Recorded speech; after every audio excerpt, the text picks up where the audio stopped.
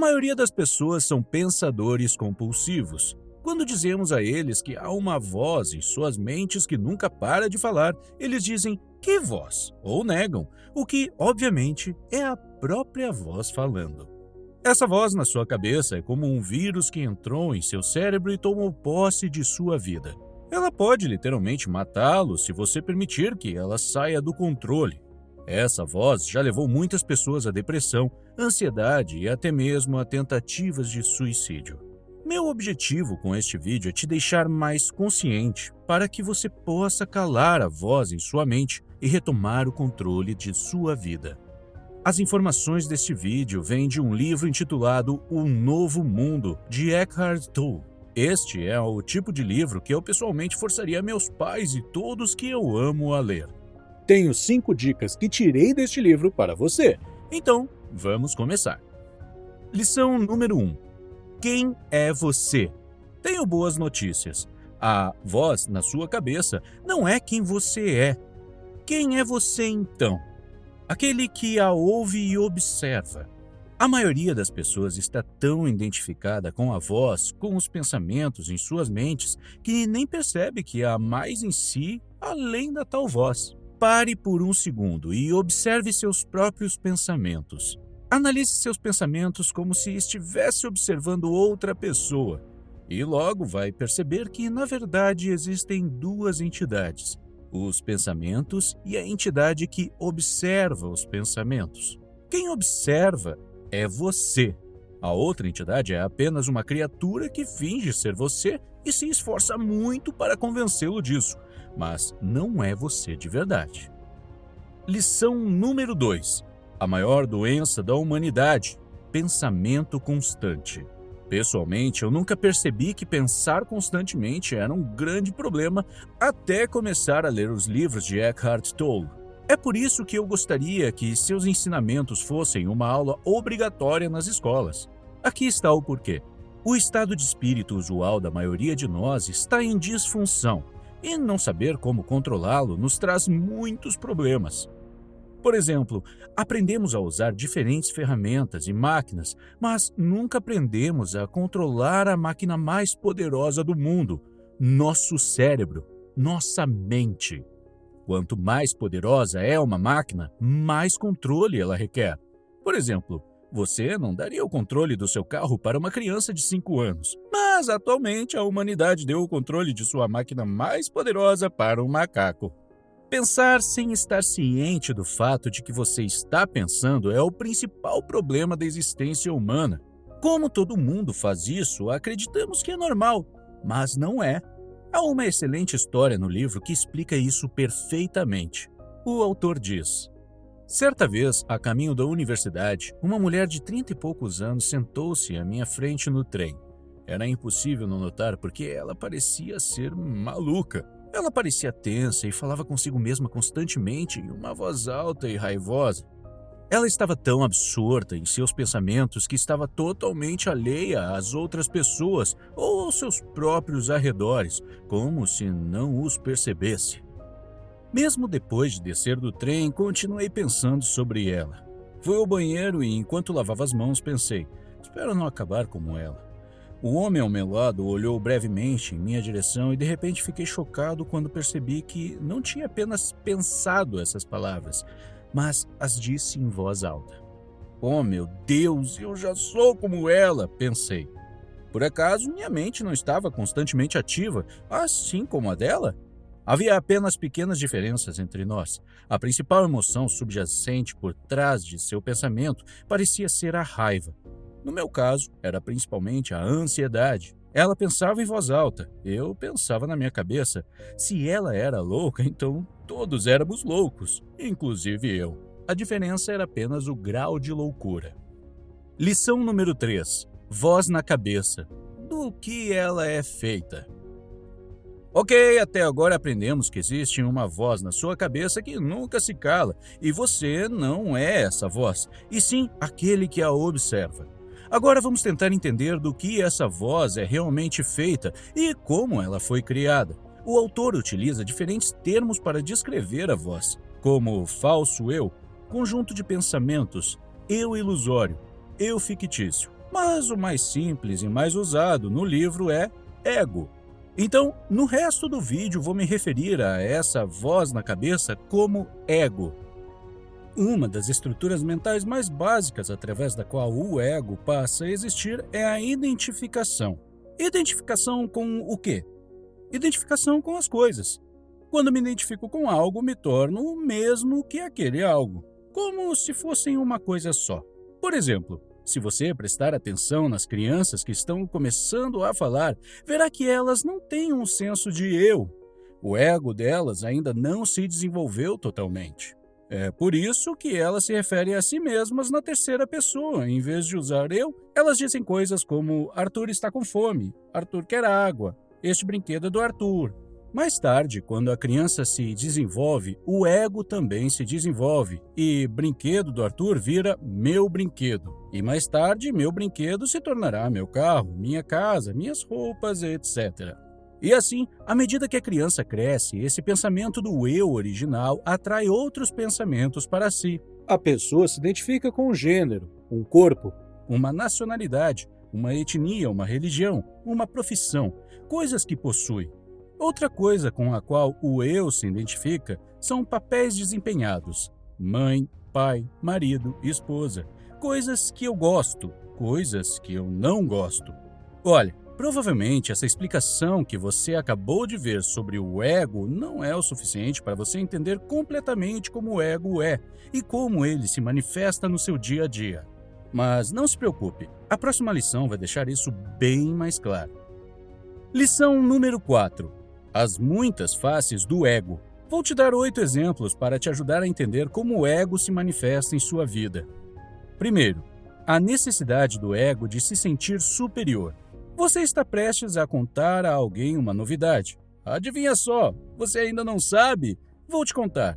Se você estiver alerta e presente o suficiente, poderá detectar uma sensação momentânea de satisfação dentro de si mesmo antes de contar a notícia, mesmo que seja uma má notícia.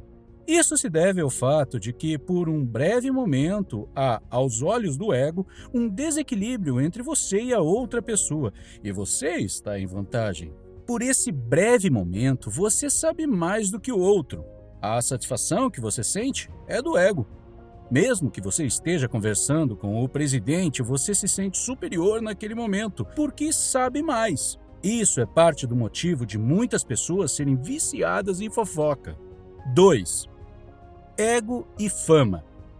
Provavelmente você já disse coisas assim: sabe, eu tenho um tio que tem um cargo alto em uma organização governamental. Ou, meu pai é um médico famoso. Ou, eu tenho um amigo que é um empresário bem conhecido. Se precisar de ajuda, posso pedir a ele. Esse fenômeno é chamado de name dropping. A menção casual de quem você conhece faz parte da estratégia do ego de ganhar uma identidade superior aos olhos dos outros, associando-se a alguém importante. Quando alguém menciona seu nome assim, essa pessoa não está interessada em você de forma alguma, está apenas interessada em fortalecer seu próprio eu fictício, seu ego. Elas acreditam que através de você podem ser mais. Estão tentando completar a si mesmas através de você, ou melhor, através da imagem mental que elas têm de você como uma pessoa famosa. Terceiro, ego e papéis. Se você estiver atento o suficiente, pode observar como interage com outras pessoas. Poderá detectar mudanças sutis em sua fala, atitude e comportamento, dependendo da pessoa com quem está interagindo. A maneira como você fala com o presidente da empresa pode ser sutilmente diferente de como você fala com o zelador. Como você fala com uma criança pode ser diferente de como fala com um adulto. Por que é que isso acontece? Você está interpretando papéis. Você não é você mesmo, nem com o presidente, nem com o zelador ou a criança. Um dos papéis mais comuns é um papel paternal ou maternal. Os pais que se identificam com esse papel têm dificuldades para deixar de ser pais, mesmo quando a criança se torna adulta. Mesmo quando o filho é um adulto de 40 anos, os pais ainda não conseguem deixar de lado a ideia de cuidar ou de eu sei o que é melhor para você. Se as suposições e motivações inconscientes por trás do desejo dos pais de manipular seus filhos se tornassem conscientes e fossem expressas, elas provavelmente seriam mais ou menos assim: eu quero que você consiga o que eu nunca consegui. Eu quero que você seja alguém aos olhos do mundo para que eu também possa ser alguém através de você. Não me decepcione, eu me sacrifiquei tanto por você. Minha desaprovação tem a intenção de fazer você se sentir tão culpado e desconfortável que você finalmente se conformará aos meus desejos.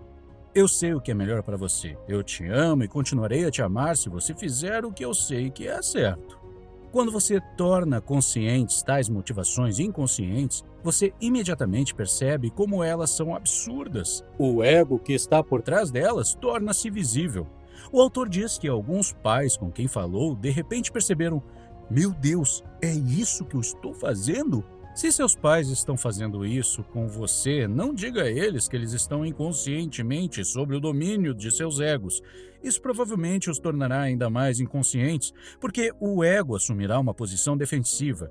É suficiente que você reconheça que é o ego neles quem está falando, que essa pessoa não é quem eles são de verdade.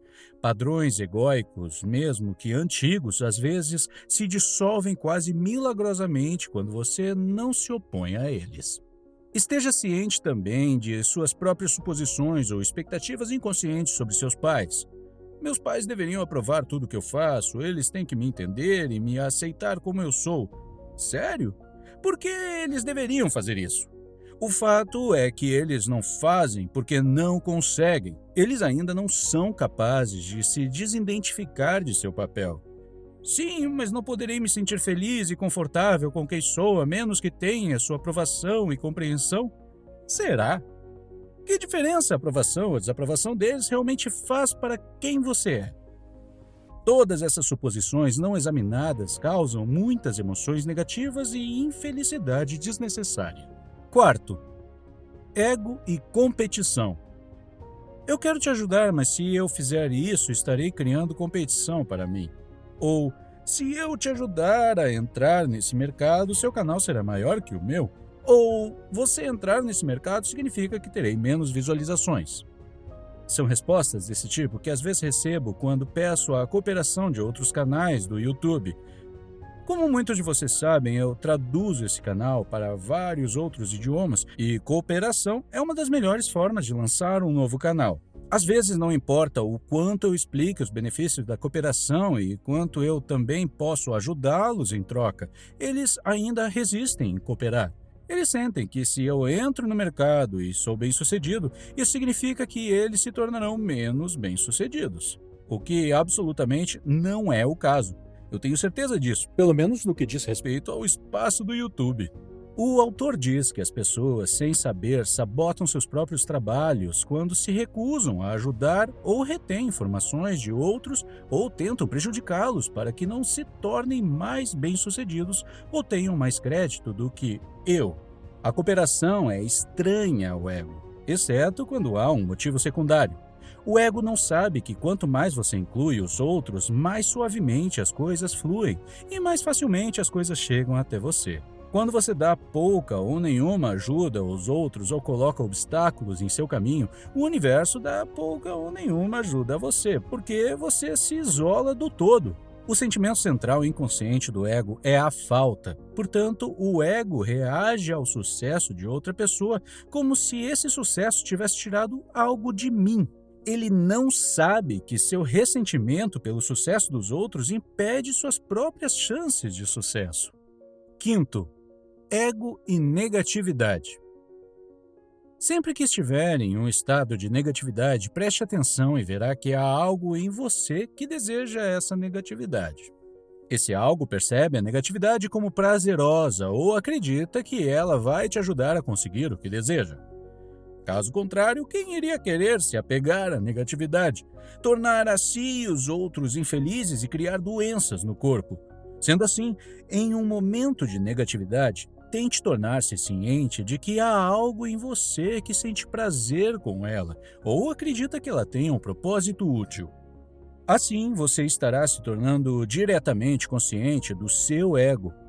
Se em um momento de negatividade você for capaz de perceber estou criando sofrimento para mim agora, isso será o suficiente para elevá-lo acima das limitações dos estados e reações egóicas condicionadas. Essa pequena mudança vai abrir infinitas possibilidades na sua vida. Sexto, ego e escassez. Eles não me apreciam o suficiente, apesar de tudo que eu fiz por eles. Eu mereço um aumento salarial, mas o meu gerente não me dá. Trabalho mais que meu colega, mas ainda ganho menos que ele. O autor diz que se o pensamento de falta, seja dinheiro, reconhecimento ou amor, se tornar parte de quem você é, então você sempre experimentará a falta. O fato é, tudo o que você pensa que o mundo está retendo de você, você está retendo do mundo. Você está retendo porque, no fundo, você se acha pequeno e pensa que não tem nada a oferecer. Tente isso por algumas semanas e veja como isso muda sua realidade. Tudo o que você acha que as pessoas estão negando para você, elogios, apreço, ajuda, carinho e assim por diante, dê a elas. Há algo que você não tem, apenas haja como se você já o tivesse e virá.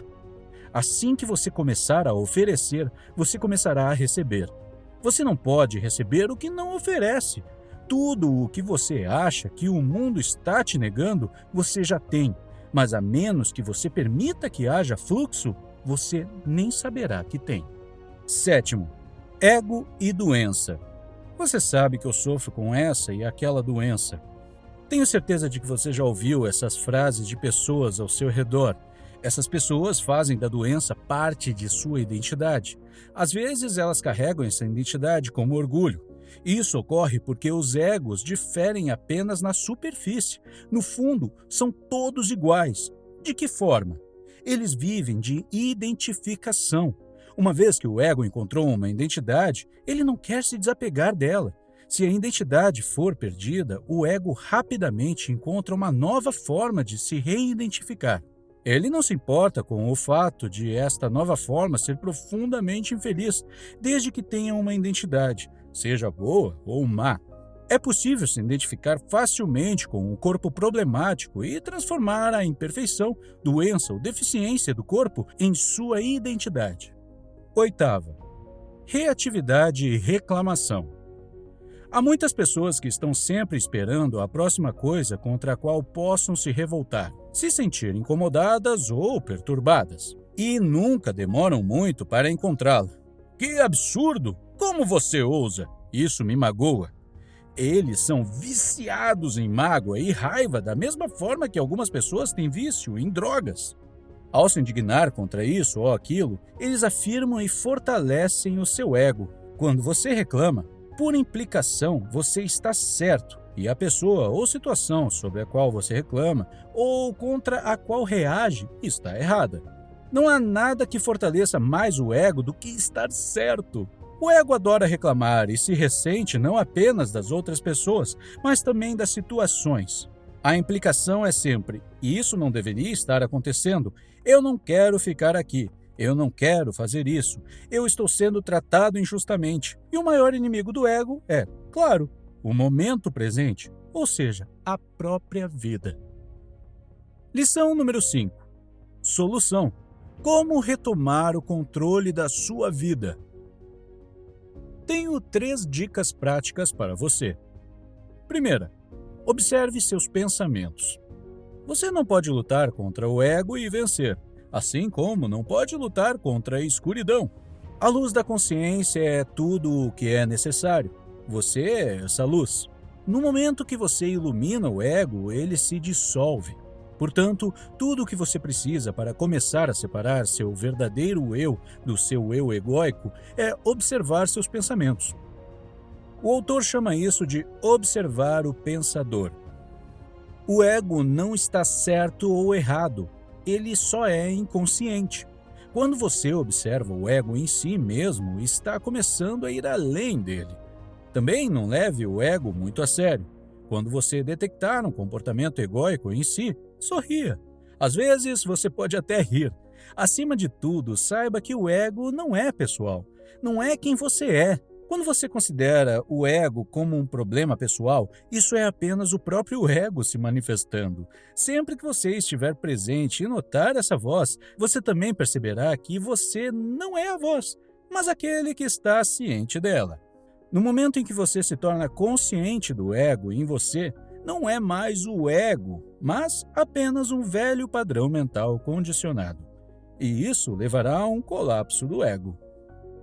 Segundo, esteja atento à sua respiração.